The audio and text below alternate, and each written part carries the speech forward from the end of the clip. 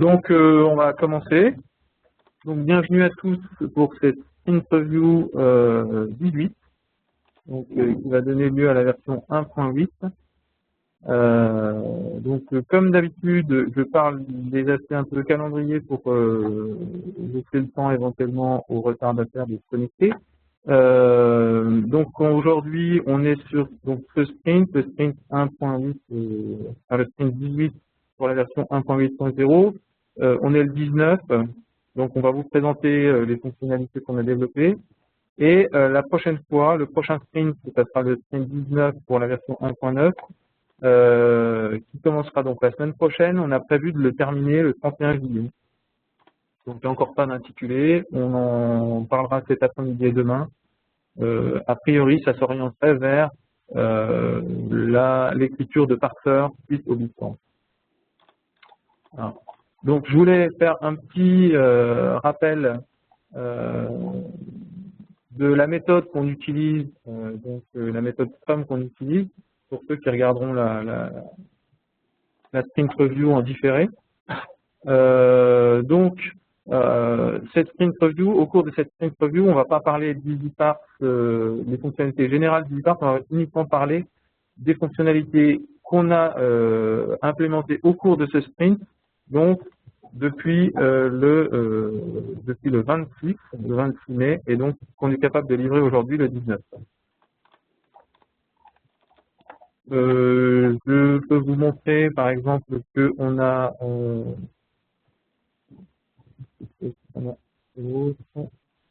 voilà. On a donc traité un certain nombre d'épiques. Ce qu'on appelle des épiques, c'est des grandes familles de fonctionnalités. Au cours de ce sprint, donc on a traité beaucoup de stories, c'est pour ça que je voulais le mettre en évidence par ce supérieur à 15, qui concerne la communication sur EasyParse, les participations au bootcamp, etc. Sur l'analyse des plateformes, c'est ce qu'on a fait au bootcamp. Et puis le sprint, le thème principal du sprint, c'était notification, alerte sur anomalie, et on a fait pas mal de documentation. En fait, donc on est dans ce cas de figure. Là, on est ici à la sprint review, la démonstration des fonctionnalités. La méthodologie Scrum consiste à avoir un product backlog. Donc, c'est la définition de ce que doit être le produit.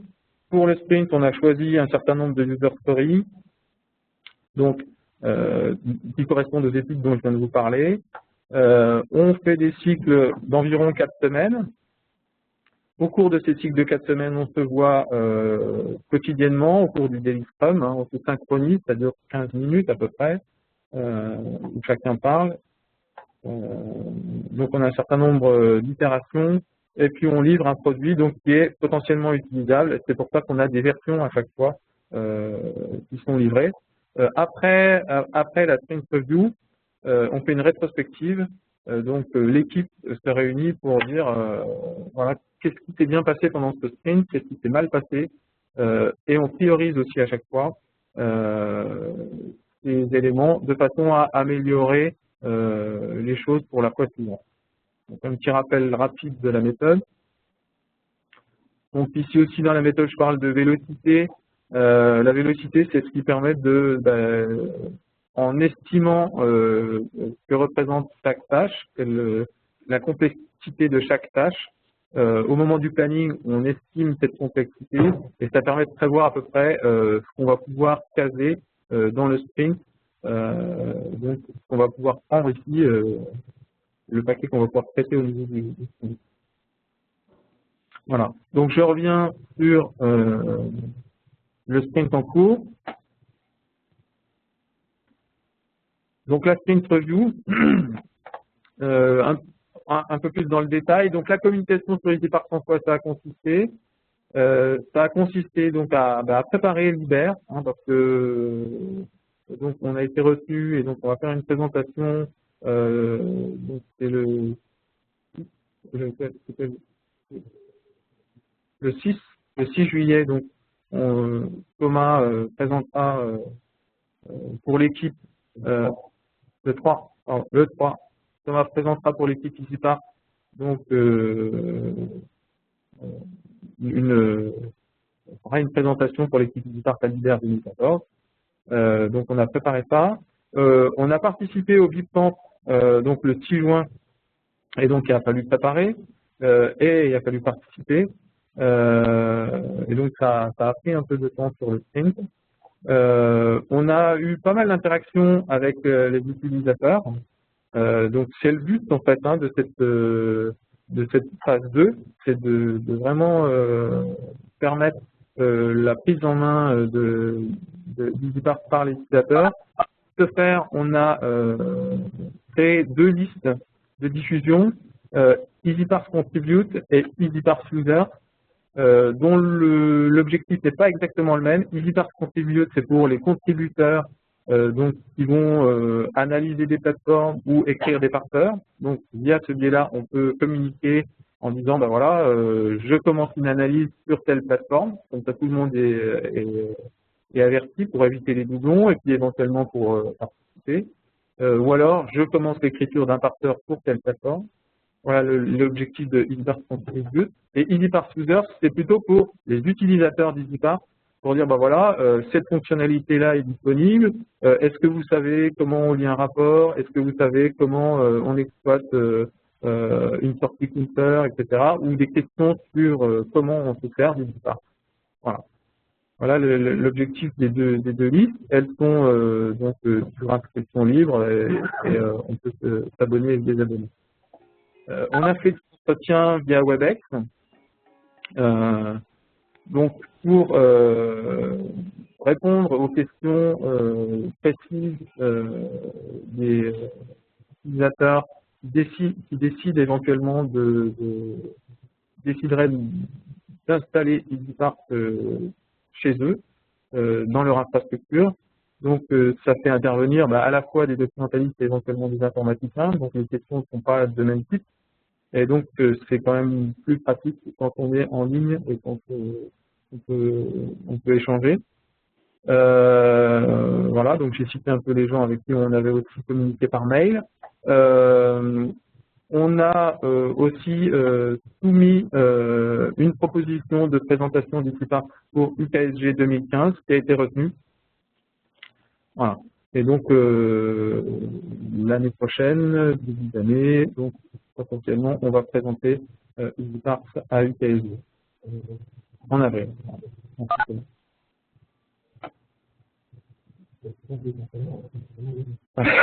Donc, on y a. Tout à fait, tout à fait. Toujours un peu. Ensuite, une autre partie donc de ce sprint, l'analyse des plateformes. Donc, au cours du BIPCamp, et bonjour. Au cours du BIPCamp, on a fait des analyses de plateformes. Donc voilà, on les a citées. Il y en a qui ont pu être terminées, il y en a d'autres qui sont encore en cours. Donc là, je les cite. Et puis, donc je pense, je ne vais pas rentrer en plus dans le détail, je ne vais pas montrer les analyses. Je pense pas que ce soit nécessaire dans une revue parce que ça n'apporterait rien. Donc du coup, on arrive à la partie un peu plus fonctionnalité, nouvelles fonctionnalités apportées par ce sprint, qui sont les alertes sur anomalie. Alertes sur anomalie, donc qu'on peut décomposer en fait. À la fois, on a mis en place le mécanisme qui permet de notifier des choses. L'application va pouvoir notifier des choses, fin de traitement. Donc, il y a un mécanisme à mettre en place, en particulier pour pouvoir gérer les envois de mails. Et puis, il y a aussi un mécanisme qui concerne plus spécifiquement les alertes. Et donc, on a choisi une première alerte, qui est les domaines ignorés. Donc, on peut détecter maintenant, avertir l'utilisateur d'une détection d'un taux de domaine ignoré inconnu, pardon, oui, tout à fait, parce qu'en fait, je lisais le paramètre. Le domaine inconnu, pardon, qu'on n'ignorerait pas volontairement. C'est ça en fait le truc. Voilà, et donc qui figure dans une alerte qui est disponible depuis ce sprint. Et donc pour vous parler de ça, je vais passer la main à Yannick, qui va donc vous expliquer ça à l'aide de ces petits schémas et puis qui va rappeler les paramètres qui existent dans le config. Voilà. D'accord. Et puis tu vas vous faire une petite démo après de comment ça s'utilise.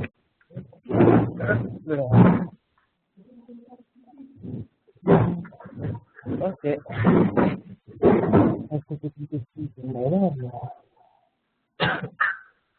Oh, un petit peu plus, c'est magnifique. Alors, donc, ce que j'ai pas correct, c'est donc la revue ici. Voilà. Bon. Alors, donc, déjà, petit rappel des faits. Au niveau des domaines, EasyParse gère deux types de domaines que l'on va rejeter, à savoir, il y a les domaines ignorés, comme Dominique vient de le faire remarquer, qui sont des domaines que l'on ignore volontairement. On a une liste, ils n'ont pas de parseur associé, mais on sait que ce sont, enfin c'est normal et ce sont des domaines qui ne nous intéressent pas. Et il y a les domaines inconnus, qui sont ceux pour lesquels on n'a pas de parseur, mais qui ne sont pas volontairement ignorables. Il n'y a pas de parseur parce qu'on n'en a pas encore fait un. Donc, voici comment ça se passe. Alors, actuellement, EasyParse reçoit un fichier de log. Il va donc découper ligne par ligne. Et il va commencer par filtrer les lignes qui ne sont pas intéressantes, c'est-à-dire tout ce qui est consultation d'images, de fichiers JavaScript, etc., qui n'ont rien à voir avec une consultation de ressources.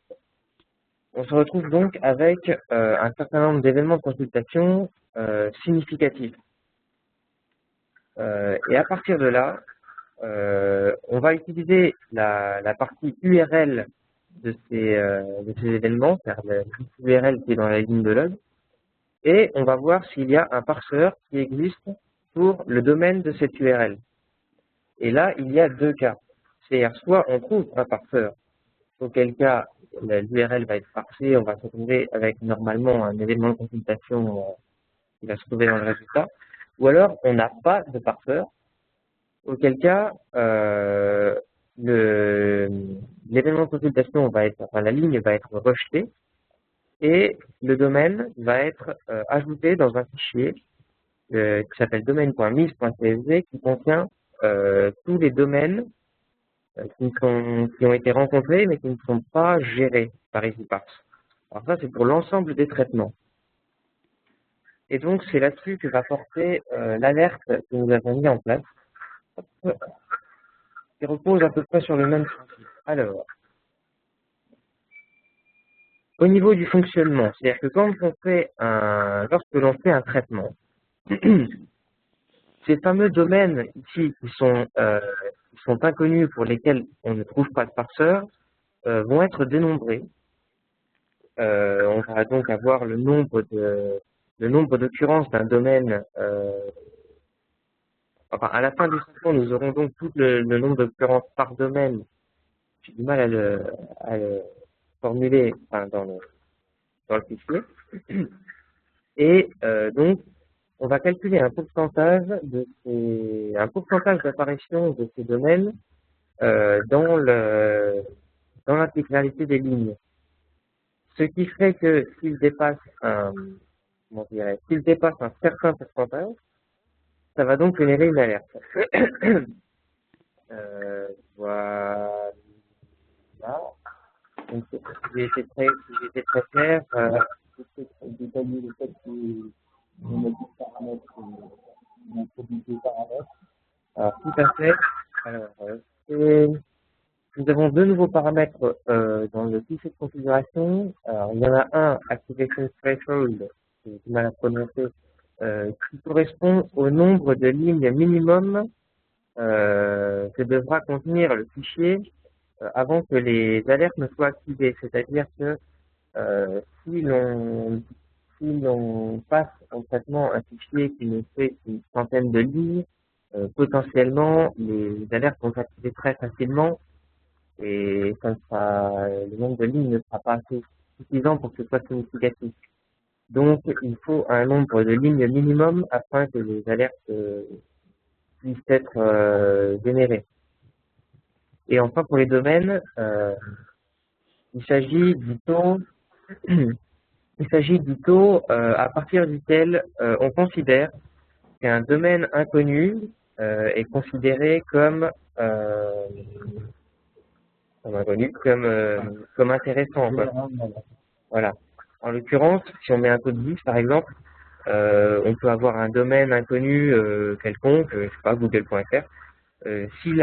Il n'a pas de parseur donc, et s'il apparaît dans plus de 10% des lignes que l'on a données à EasyParse, il va générer une alerte en disant attention, ce domaine-là, on ne le connaît pas, mais il est présent dans 100% des lignes de log, donc il serait bien de s'y intéresser. Donc voilà pour le principe de l'alerte. Alors, ces alertes, éventuellement, donc ça veut dire qu'on peut le remettre dans le, on peut le mettre dans les domaines ignorés si on veut supprimer cette alerte. Exactement. Si ce domaine est présent, assez présent pour générer une alerte, mais qui ne correspond pas à une consultation de ressources, alors si tout le monde va sur YouTube, effectivement, on peut le mettre dans les domaines ignorés. Ouais. Ici. Donc, il est dans le fichier de configuration. Donc voilà. Donc les alertes, s'il y en a, se retrouveront dans le rapport dans une section qui s'appelle alerte. Juste là, ça va.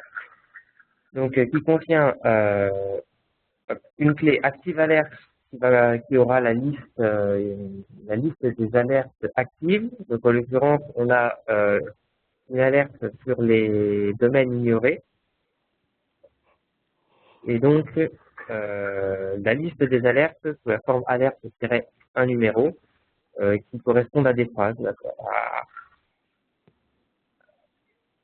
Voilà. À des phrases. Voilà. Donc, par exemple, ici, tel domaine est inconnu mais représente un certain pourcentage des lignes de log. Hop. Et la partie notification, que je vais pouvoir montrer directement, je pense. La partie notification dans le rapport contient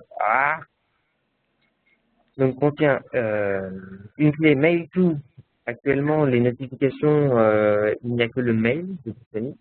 Donc, cet aspect de mail to contient la liste des destinataires du mail, envoyé en fin de traitement si ça a été demandé, et mail status qui indique si l'envoi de mail a réussi ou non. Donc, on est bon. Je vais vous montrer ça en pratique. Hop. Alors, est-ce qu'on a des fichiers de log sur le portable? Tout à fait. Ok.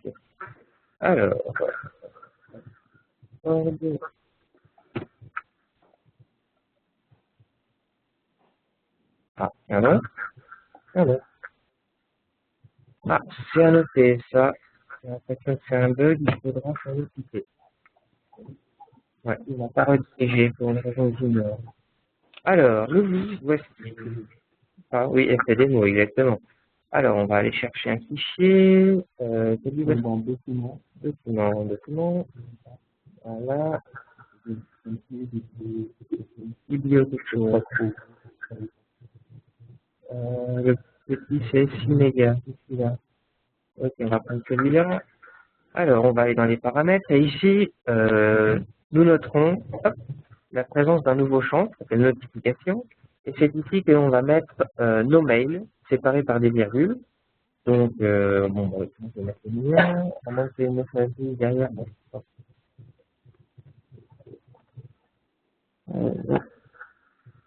pas de problème. Voilà. Donc on va faire notre traitement.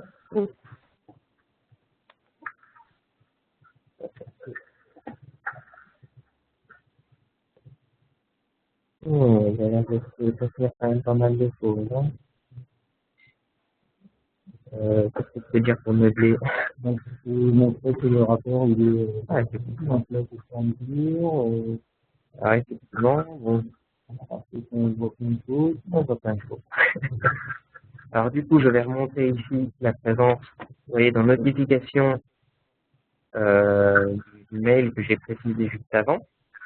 Et il va me rajouter à la fin du traitement, quand il va vouloir envoyer le mail, si je veux bien utiliser du moins.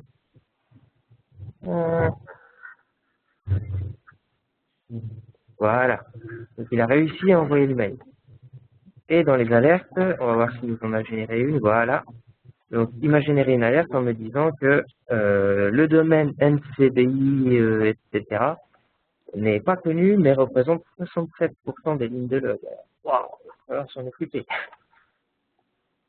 Donc voilà. Ça s'explique parce qu'en fait, CDI c'est utilisé pour rediriger vers d'autres sources.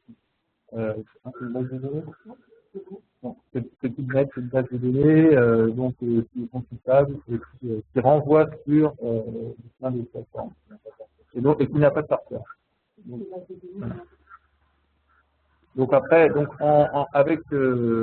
en voyant cette alerte, pour éventuellement qu'elle ne ressorte plus parce qu'elle n'est pas utile, on a le choix, soit on crée un parseur pour ce domaine, et puis donc qui va compter quelque chose, hein, genre le nombre de connexions, le nombre de questions sur cette base de données, ou alors on fait figurer ce domaine dans la section donc du config qui dit un domaine ignoré, et à ce moment-là, ça ne figurera plus en tant qu'alerte.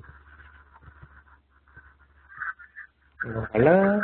Du coup, merci d'avoir gagné du temps parce que les mails mettent un peu de temps à arriver ici.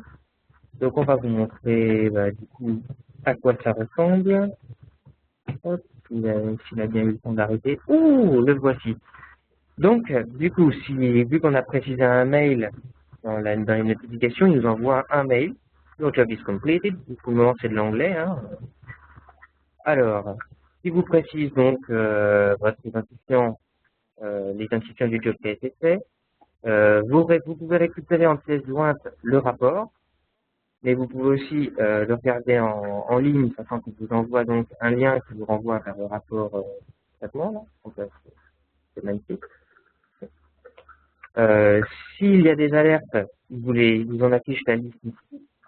Si jamais vous avez demandé un rapport, il vous mettra également les liens vers les différents rapports ici. Ouais, j'aurais pas demandé. Hein, ouais. Voilà. Et vous avez également tous les liens qui vous permettent de télécharger les fichiers de rejet.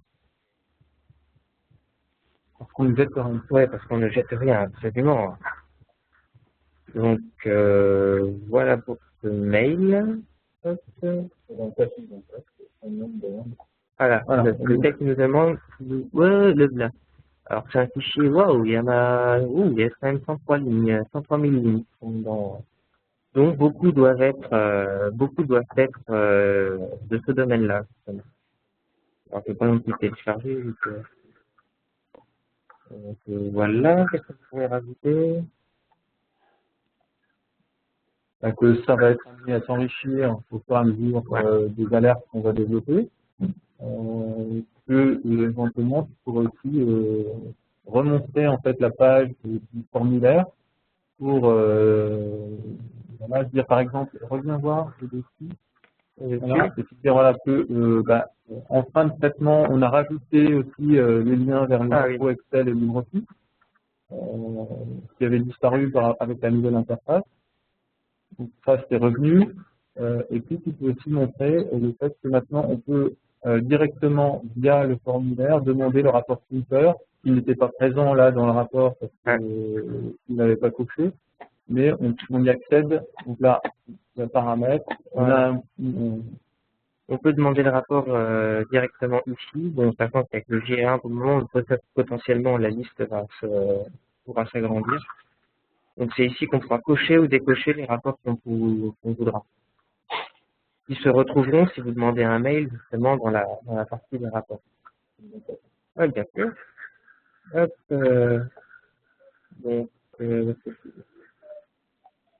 hop, ça devrait prendre un peu de temps. Alors, qu'on peut dire aussi, qu'on peut préciser au niveau de la génération des rapports counter, bien sûr, c'est basé sur les fichiers de log qui ont été soumis au traitement.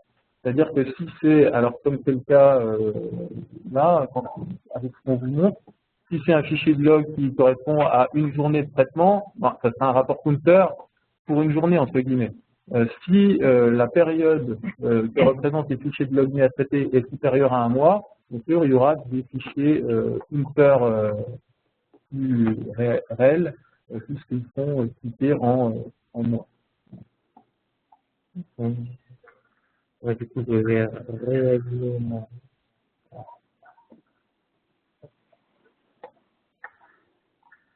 Terminé. Alors, ça va probablement mettre un petit peu de temps. Les mails mettent un petit peu de temps à arriver dans les boîtes. Alors, ça, Oui, la seule chose. Il y a un indicateur dans le rapport. Ouais, alors, comme ça. Oui. La seule chose que ça change, c'est que le mail n'est pas envoyé. Et que, voilà, ici, on aura fail au lieu de success. Voilà, tout simplement. Là, j'aurais pu l'écrire en majuscule, effectivement. Alors, il est arrivé. Attends, il est en haut, il est tout en haut, il est arrivé. Pardon? Il est tout en haut, il est bien arrivé le. Ah, celui-là, c'est l'ancien. Celui-là, c'est celui qui. Ah oui. Ah ouais, pardon. Ah oui, effectivement, le voilà. Et donc, ici, on a la liste des rapports qui nous permettent d'aller télécharger directement, comme ceci. Ce qui est plus pratique que d'aller c'est vrai, c'est le dire plus. Ah bon, après, on connaît, c'est un rapport, le rapport n'a pas changé.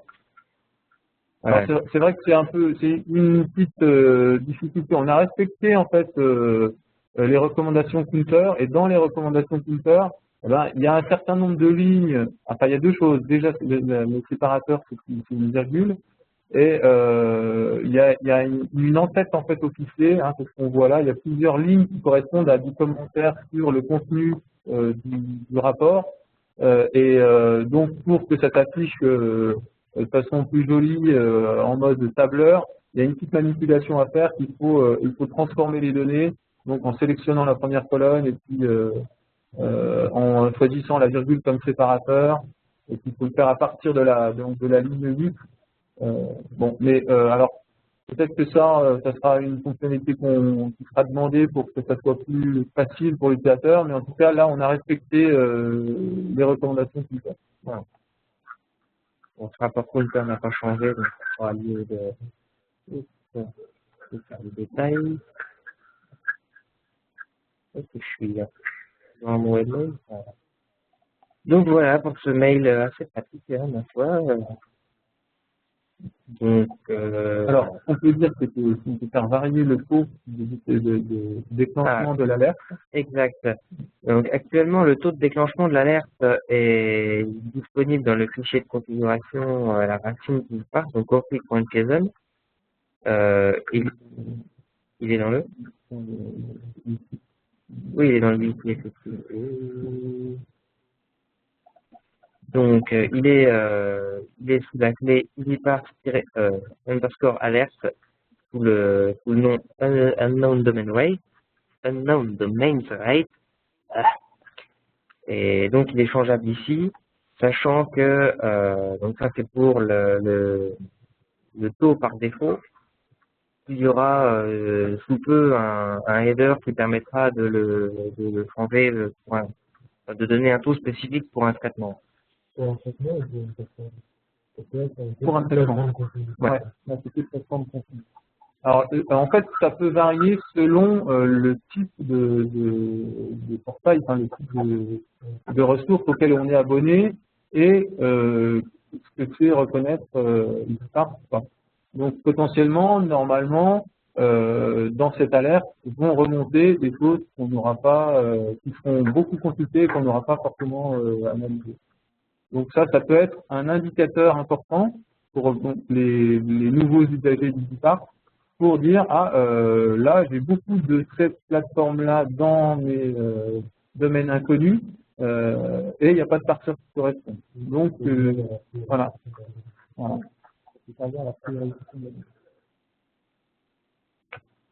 Donc, voilà. Je pense que c'est tout. Ok. Je vais te lever la main.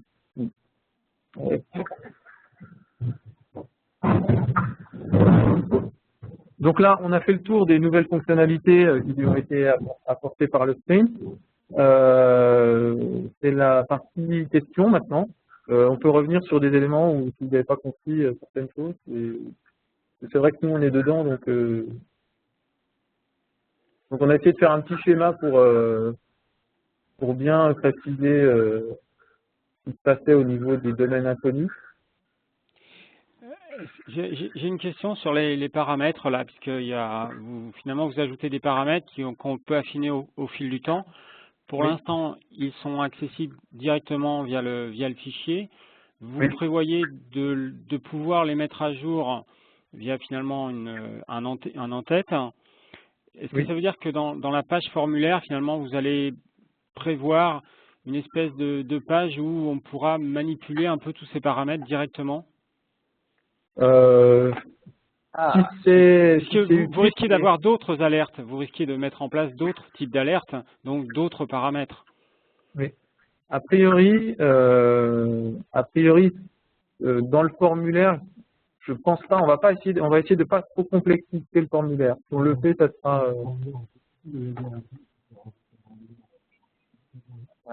Oui, déjà on peut le faire manuellement. C'est-à-dire que si je reviens là, on va dans paramètres. Donc là, on peut manuellement rajouter ces paramètres. Bien sûr, il faut les connaître. Hein, il faut connaître le nom, etc. Donc c'est vrai qu'on avait un peu échangé par rapport justement au JR1. C'est vrai qu'on peut, là on a rajouté ce bouton JR1 pour éviter d'avoir à rajouter les paramètres qui correspondent au JR1. Et c'est vrai. Il y a un certain nombre de choses qui pourraient être remontées directement dans le formulaire. On va chercher à ne pas alourdir le formulaire. Enfin, cette page là. Remonter. Voilà, la liste des paramètres aussi directement ici vers.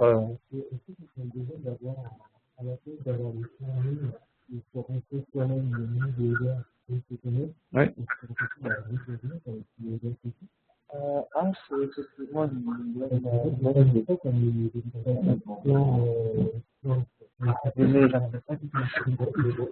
Dominique, tu peux retraduire rapidement la discussion qui a eu lieu parce qu'on n'entend pas du tout. D'accord. Alors en fait, on est en train de se rendre compte que pour répondre à ta question et pour éviter de surcharger le formulaire, une des possibilités, ça serait de aussi ici à ce niveau-là, là où j'ai mon curseur, de mettre des sélections. Ouais, voilà, de faire une liste déroulante qui faciliterait la saisie des paramètres sans que ça vienne rallonger toute la page. Ce qu'il y a, c'est que je me place d'un point de vue utilisateur, bibliothécaire, je suis dans le formulaire. Pour remplir les headers, déjà, il faut que j'ai une idée de ce que c'est et il faut que j'ai le document sous la main. Même si j'ai une liste des headers possibles, les valeurs sont quand même bien spécifiques. Je dois mettre une certaine chaîne de caractères et pas n'importe quoi. Donc, il faut que j'aille voir le document. Ça, j'ai envie de dire, c'est une manip plutôt informatique. Le bibliothécaire, il a envie de pouvoir cocher, de pouvoir dire, ce taux-là, voilà, je lui mets telle valeur, etc.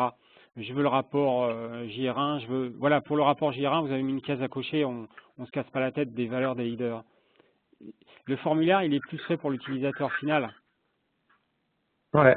Alors, ce qu'il y a, c'est qu'on n'est pas pour l'instant, on est dans une optique de, on fait à la demande. Si c'est quelque chose qui est utilisé, qui est très demandé, on le fera, comme le JR1. Mais a priori, on va pas mettre les cases à cocher pour tous les headers possibles. Si c'est pas des headers qui sont utilisés, très demandés, et si le fonctionnement par défaut suffit. Voilà. Oui, non, mais je suis tout à fait d'accord. Il faut peut-être pas proposer tous les leaders possibles et imaginables que vous avez mis en place, mais ceux qui effectivement peuvent être très facilement, enfin très utilement modifiés ou très souvent modifiés. D'accord. C'est exactement ce qu'on a fait pour Counter.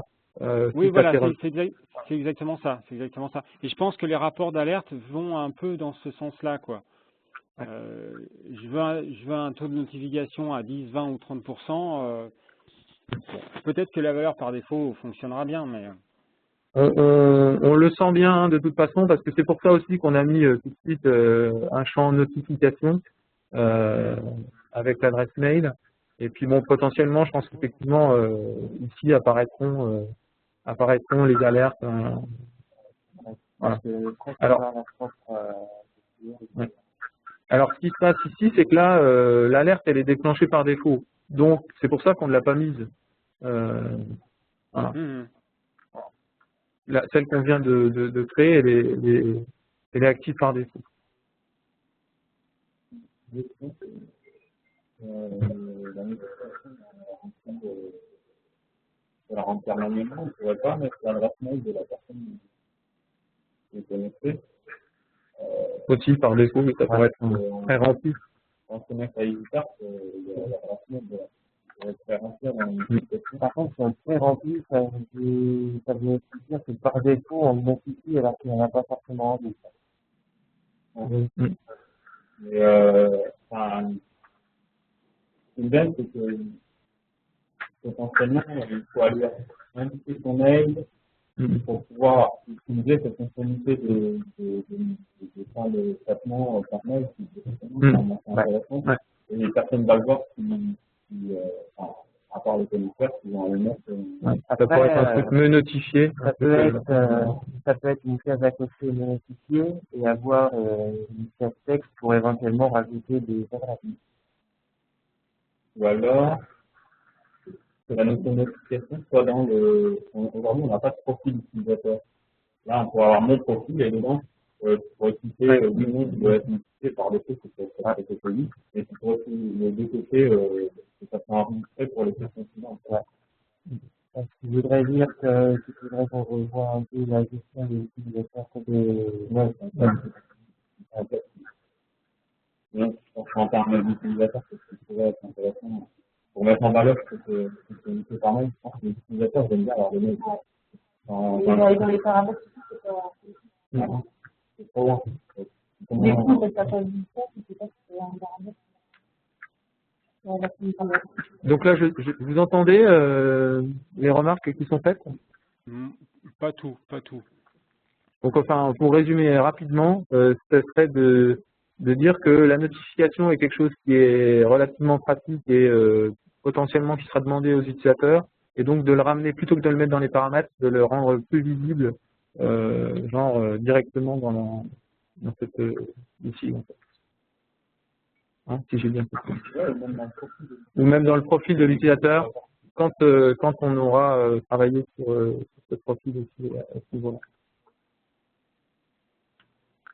Sinon, une idée comme ça pendant que vous discutiez sur la page paramètres là, parce que c'est vrai qu'il faut qu'elle reste relativement accessible au départ, mais est-ce qu'on peut pas imaginer, enfin on peut l'imaginer, mais est-ce que ça a un intérêt, plutôt que d'avoir juste un bandeau header avancé et nouveau pour pouvoir en ajouter ou modifier ce qui serait là, finalement avoir un lien vers une nouvelle page complètement différente qui listerait tous les headers avec leur valeur actuelle, et donc potentiellement de pouvoir les changer.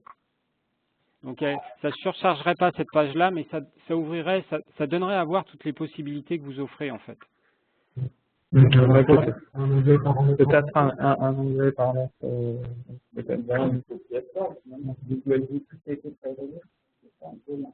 Non, c'est que le avantage, c'est après à utiliser juste pour avoir regardé le paramètre avec et pouvoir plutôt Parce que sinon, ce qui est un petit peu dommage, c'est que l'utilisateur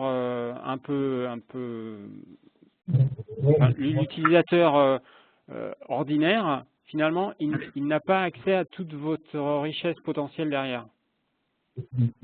Ouais. Or, Oui. c'est lui qui va utiliser EasyParse.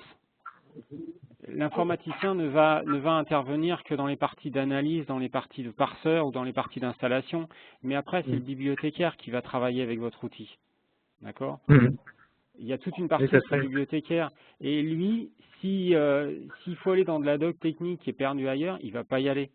Par contre, s'il y a accès via votre interface, il y a une petite chance pour qu'il y accède. Une façon de mettre en avant. Je le vois comme ça. Un user, quoi, il faut le mettre comme commentaire pour le client. Ça, c'est un truc que doit relancer. Le bibliothécaire a besoin d'aller dans les heures avancées, il y a un problème. C'est qu'on a massé notre tête. Pour moi, une caricature. Donc là, Dominique, c'est une bonne remarque, mais ça prête à discussion et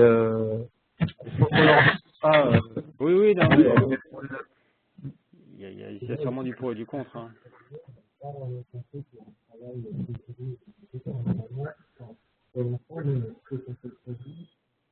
Dans le sens où l'utilisation du formulaire au début, le temps de mettre en solution, après dans les conditions, là c'est un réglé client de paramétrage avec le en faisant du formulaire spécifique, et qui devrait, lui, de pouvoir aller voir dans le doc, rajouter les liens qui m'intéressent, et régler plus client la mettre en solution, etc. En disant, voilà, on va donner une situation dans tel et dans tel, il faut faire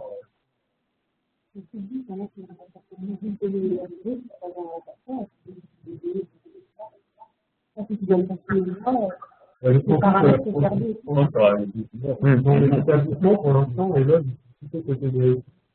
Et la difficulté, c'est plutôt de qui sont en garantie. Et là, on a dit, voilà, on a donné quelques mois, on a enfin, vraiment, c'était le reste, c'est encore mieux, en fait. Mais ça reste à voir dans le cas. Après, c'est ça. Je pense que sur tous les paramètres, il y a un impact sur la partie documentaire, c'est ça.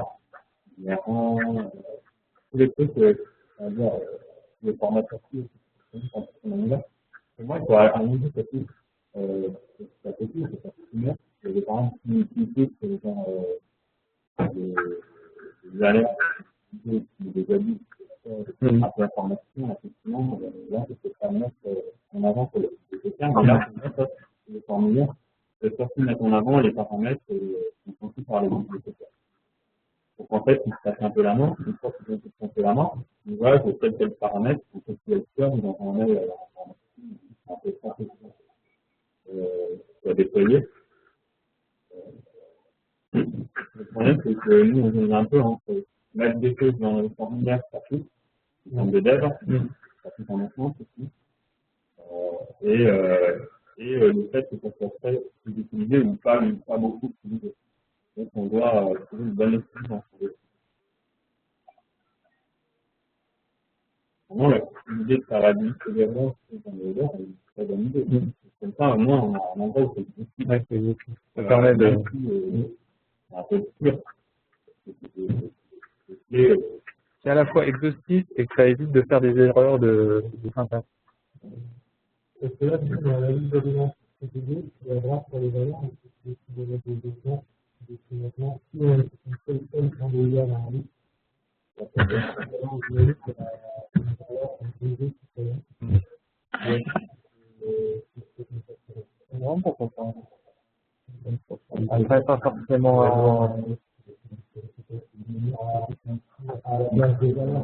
Je pense qu'il y aura moyen de se débrouiller d'une manière ou d'une autre.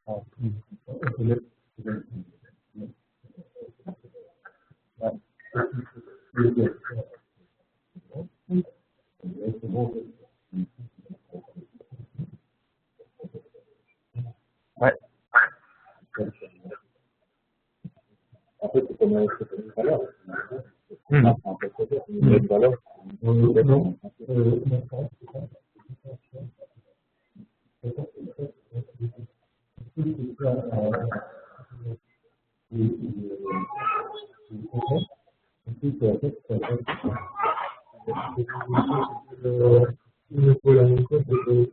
Oui. Ouais. Donc, on va faire ça sur un même modèle.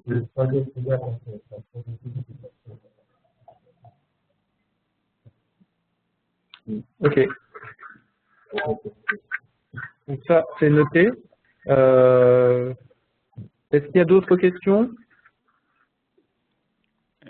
Si personne d'autre a une question, j'ai une petite remarque, mais c'est pas directement sur le sprint d'aujourd'hui, c'est sur le rapport counter là où tu as fait remarquer le séparateur virgule. Ouais. J'avais envoyé sur un mail que le séparateur virgule OK, mais vos champs ils sont pas protégés. S'il y a une virgule dans le titre, c'est mort le rapport. Je pense qu'il faut poser. C'est-à-dire qu'il n'y a pas, comment dire, dans tous les CSV, il y a un caractère séparateur, mais il y a aussi un délimiteur de champ qui peut être, Oui. qui est optionnel et qui permet justement de ne pas. Oui, tout à fait. Mais là, il y est dans vos rapports, il n'y est pas. Normalement, il y est, mais faut vérifier. A priori, on le gère, mais en fait, il faudrait qu'on trouve des exemples de titres où il y a éventuellement une virgule. Et normalement, il se déclenche si jamais il y a une virgule dans le champ. Mais vous pouvez pas mettre vous pouvez mettre dans un même fichier CSV pour le même champ de temps en temps une protection du champ et de temps en temps pas. C'est-à-dire par exemple dans la colonne titre, c'est pas toute la colonne titre qui est protégée par, enfin chaque entrée de la colonne titre qui est protégée par des cotes ou des doubles cotes. Ça peut être simplement une des entrées parce qu'il y aurait une virgule à l'intérieur de cette entrée. En tout cas, potentiellement, on est capable de le gérer. Peut-être que là, on le gère pas, il faudrait qu'on vérifie. Mais On a une compte, Ok, apparemment. j'essaierai de tester aussi. Oui,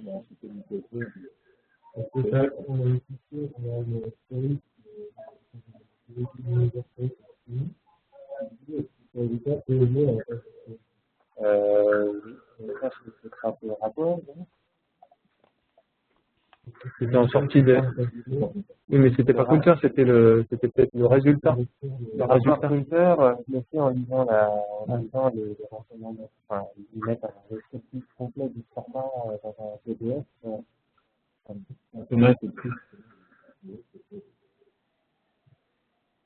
Je me permets de vous signaler ça parce que c'est un problème que j'ai rencontré avec les rapports Springer. Ils sont comme ça, ils ne protègent pas leur champ. Et quand on les ouvre, bon, au départ, on a l'impression que tout est bien. Et puis, en fait, il y a des titres où il y a un décalage. Et ça vous décale les colonnes, quoi. Voilà, c'est tout con, mais...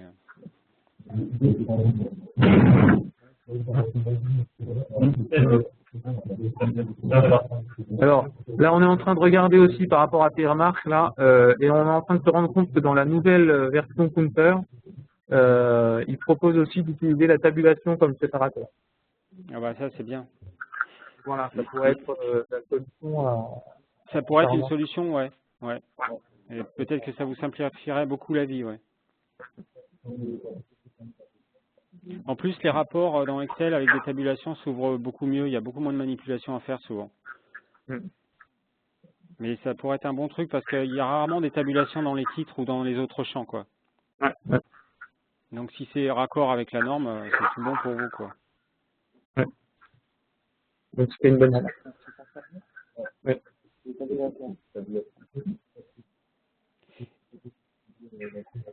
C'est possible, donc si je vais vérifier. C'est juste qu'il avait pas fait de la vie.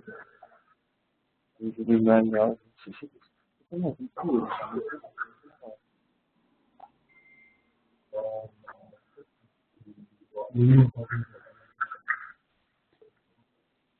Dominique, une toute petite question petite question, pas perçue du tout, hein, mais que je me suis posée en voyant la démonstration. Si vous n'êtes pas, vous n'avez pas la, comment on appelle ça, la certification Counter, vous avez le droit de mettre que c'est un rapport JR1 R4? Alors là, on n'a pas du tout envisagé les choses en termes de certification ou Counter. Là, c'est vrai que c'est plutôt du Counter-like, c'est vrai, ou je sais pas comment on Oui, pourrait voilà, appeler ouais. Non, mais ouais, c'est tout à fait ça, c'est tout à fait justifié, hein, c'est pas la question, mais c'est vrai que si finalement tout le monde peut dire il est JR1 R4 sans que ça veuille dire derrière qu'il a été certifié, c'est peut-être un peu délicat, quoi.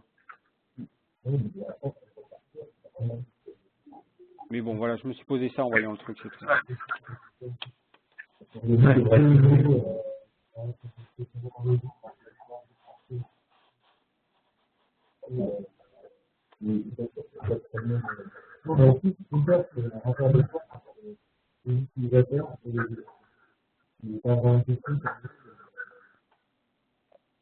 Et on va pas se positionner.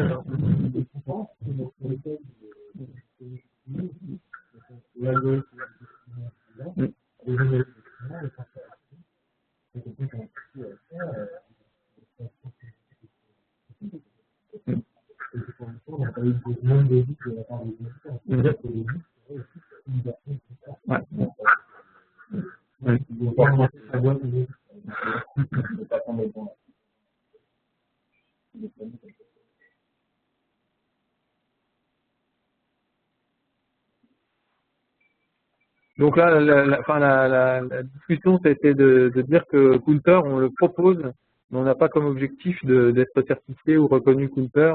C'est vraiment dans le but de fournir quelque chose en plus.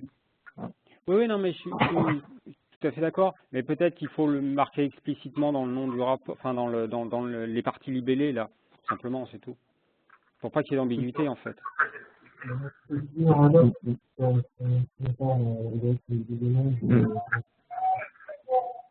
Moi, ce que je proposerais bien, c'est un lien rapport Counter, quand on clique dessus, on va sur la doc. Et puis,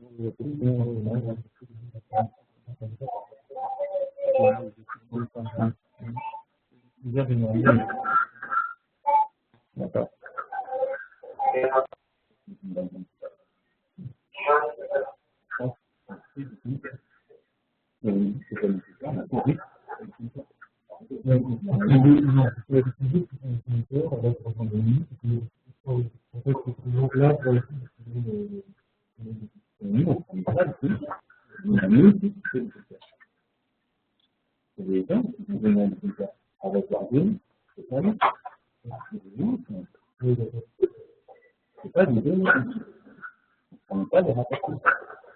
Derrière les d'algorithme. Ouais. En fait, tu as raison, mais c'est vrai que le libellé peut aussi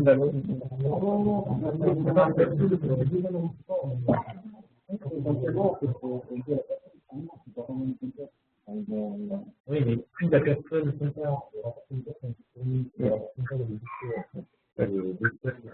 en écart le minimum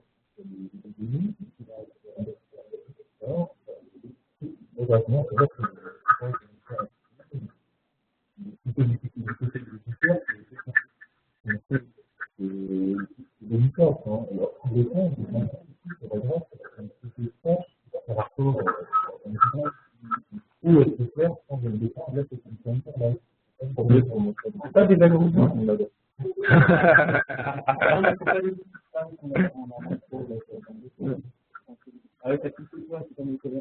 Ouais. La petite étoile, voilà. La petite étoile.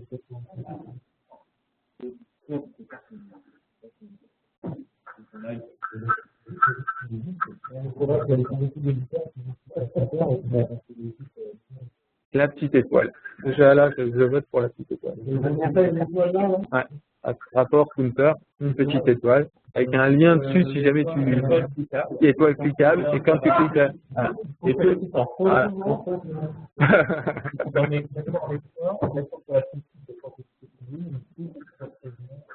là, de façon visible.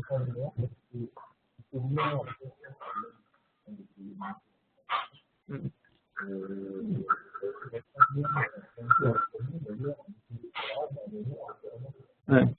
Moi, je pense qu'il vaut mieux. D'accord. Je le dis pas comme story. Ouais.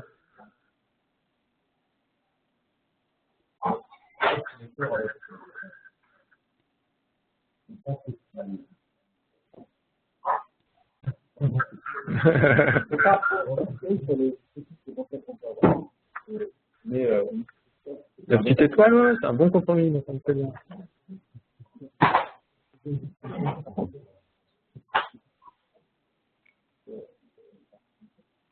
En utilisant tout ça,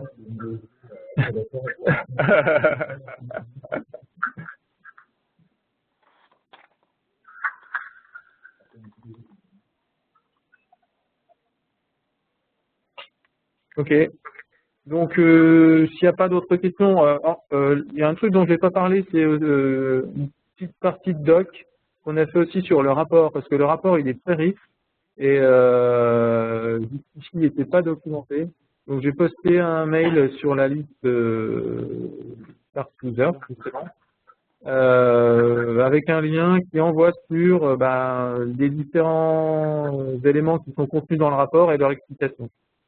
Parce que je pense qu'il y a quand même pas mal d'informations et qui ne sont pas forcément directement compréhensibles, rien qu'avec le petit libellé du champ de l'information.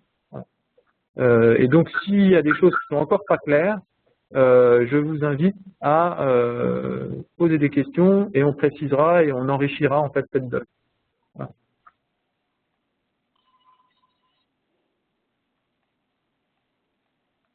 Donc voilà. Est-ce qu'il y aura d'autres questions? Allô, vous m'entendez? Oui, très bien. Bonjour, oui. Quand un usager a une alerte sur un domaine inconnu, donc ce qui veut dire qu'en fait, il n'y a pas de parseur, c'est ça? Oui. Est-ce que cette alerte vous est remontée? Non. Non, parce qu'en fait, en fait, ça fonctionne par instance. Donc, il y a par défaut, ce qui existait jusqu'ici, c'est ce qu'a montré Yannick, si je reviens au début, sur ce schéma. En fait, au niveau global de l'instance, on a un fichier qui contient tous les domaines inconnus. Donc, on peut savoir au niveau d'une instance quels sont les domaines qui ont été mis à manger à EasyParse dans les lignes de log, mais qui ne sont pas répertoriés dans les parseurs.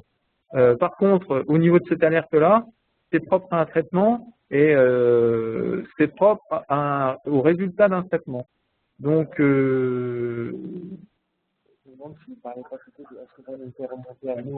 oui, voilà. En tant qu'équipe, non. Hein, c'est ça. Hein. La réponse est non. C'est-à-dire que c'est remonté via la notification, hein, le champ notification qui est rempli dans le formulaire. D'accord. Mais est-ce qu'il n'est pas souhaitable que ça vous soit remonté? plutôt dans un retour de l'utilisateur d'une instance dans un état d'esprit. Il y a un retour par mail qui dira voilà, on fait tourner EasyParse chez nous, et il nous manque telle et telle analyse. Enfin, il nous manque tel et tel parseur. Ouais. Potentiellement, on pourrait envoyer un mail pour des alertes, mais on va. Parce que le risque, c'est que si ça ne passe pas par quelque chose de manuel, hein, un déclenchement par l'utilisateur, nous on ne saura pas ce qui est important ou pas important. Est-ce que ça veut dire que ces alertes-là pour vous, elles sont normales ou elles sont pas normales? Vous allez les recevoir, puis vous allez dire ouais, c'est bon, de toute façon, je le sais. Enfin, comme c'est dans l'exemple qu'on a montré, nous on a vu que par exemple, il y avait un domaine qui ressortait, qui était à 67%, mais on sait que c'est normal. Donc ça nous inquiète pas. Voilà. Par contre, c'est un outil pour les établissements pour décider de prévenir l'équipe qu'il manque un parseur et que ce parseur pourrait être intéressant pour la sécurité. Alors, on n'entend pas en fait. Alors, donc ça, c'est en fait le mail que vous allez recevoir avec les alertes là, ça peut être Oui. un outil pour vous pour savoir s'il y a des plateformes qui ne sont pas analysées par Equipart et qui vous intéressent. Et donc à ce moment-là, vous allez nous avertir et nous dire il faut prioriser l'analyse de cette plateforme. D'accord, très bien. Parfait. Bon, merci beaucoup. Voilà. Donc s'il n'y a pas d'autres questions, on va terminer. Ok, je vais vous remercier. Et puis bien sûr, donc on est toujours disponible par mail. Et puis je vous donne rendez-vous donc a priori si la date demeure celle-là, fin juillet, pour la prochaine 31 juillet, pour la prochaine sprint review. D'accord. Voilà. Bravo pour le travail, hein, c'est impressionnant. Merci. Merci, au revoir. Merci, au revoir.